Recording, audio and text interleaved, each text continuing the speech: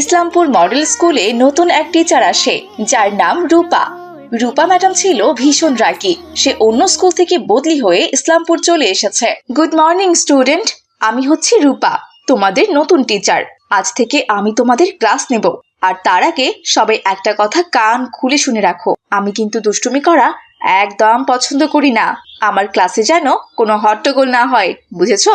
সব সময় সাইলেন্ট থাকবে আর ঠিক মতো হোমওয়ার্ক করে নিয়ে আসবে। যাই হোক, এবারে তোমরা এক এক করে নিজেদের পরিচয় দাও। আসসালামু আলাইকুম ম্যাডাম, আমার নাম জান্নাতুল।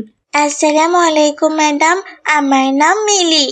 আসসালামু আলাইকুম ম্যাডাম, আমার নাম সাইম। যাক, তোমাদের সবার নামগুলো খুব সুন্দর। সবাই এবার ক্লাসে মন দাও। আমি ক্লাস শেষে তোমাদের হোমওয়ার্ক দেব। কালকে সবাই হোমওয়ার্ক করে নিয়ে আসবে, বুঝেছো? কেউ যদি হোমওয়ার্ক না নিয়ে আসো তাহলে কিন্তু কঠিন শাস্তি পাবে।